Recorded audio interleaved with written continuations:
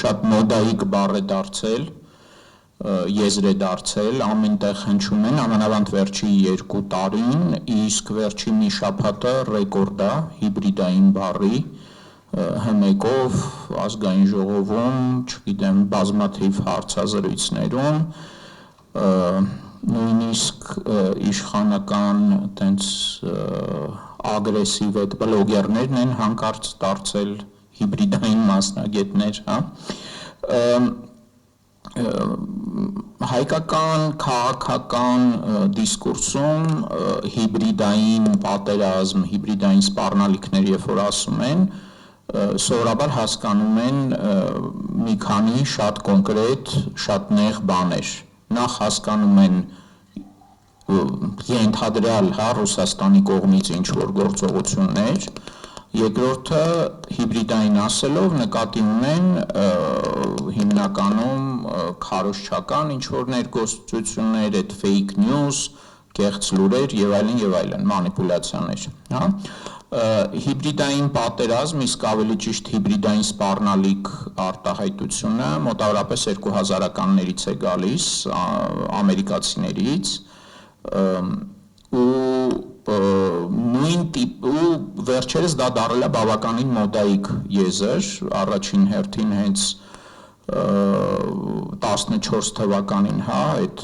Ղրիմի անեքսիայի շուրջ, դրանից հետո շատ լայնորեն կիրառվում է Չինաստանն է հիշատակվում, Իրանը եւ այլն, ըստ էության արևմուտքը ում դիտարկում է հակառակորդ, միանգամից մեղադրում է ինչ-որ հիբրիդային գործողություններ, հիբրիդային պատերազմ վարելու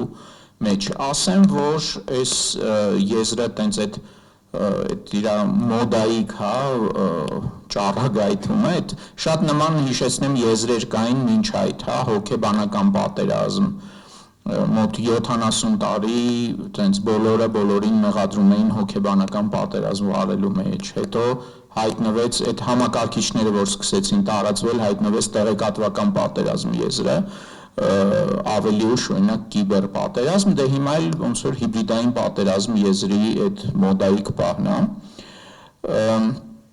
պետք է հասկանանք, որ ներկայումս նամանավանդ Եվրոպան,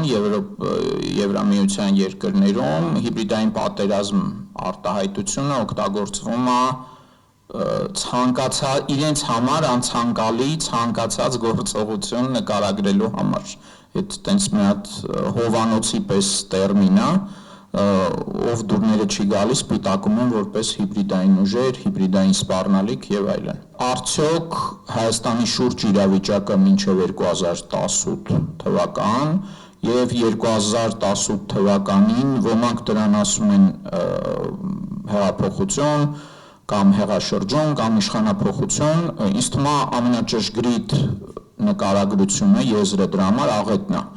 Արդյոք 2018 թվականի աղետը հենց հիբրիդային պատերազմի արար գործողություն չէր Հայաստանի դեմ։ Հայաստանում ներկայում ընթացող, այսպես ասած, հիբրիդային պատերազմը կարելի է իրականում տարբեր տեսանկյուններից դիտարկել ու այդ բոլոր տեսանկյուններն էլ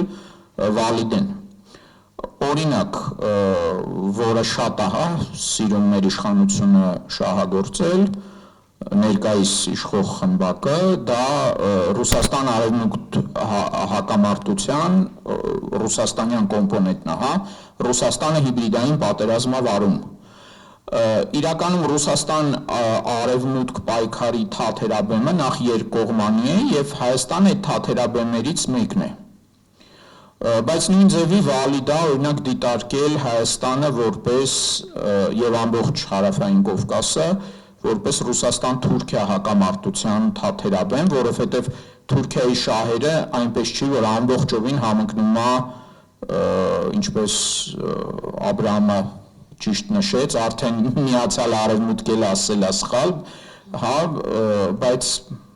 տենց ասենք արևմուտք Ռուսաստան այդ կոնֆլիկտից դուրս Թուրքիան ունի նաև իր շահերը, որը միշտ չի, որ արևմուտքի հետ համընկնում է։ Եվ այդ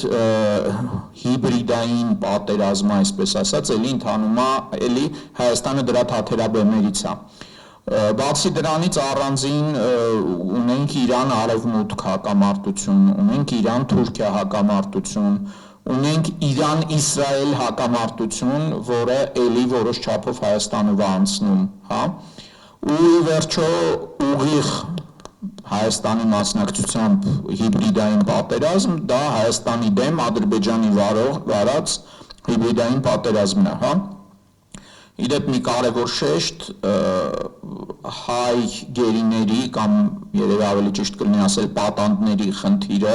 նույնպես այդ հիբրիդային պատերազմի բաղադրիչ է, ինչպես է դա արվում, շահագործվում ընդհանրապես այդ գերիների առկայության փաստը։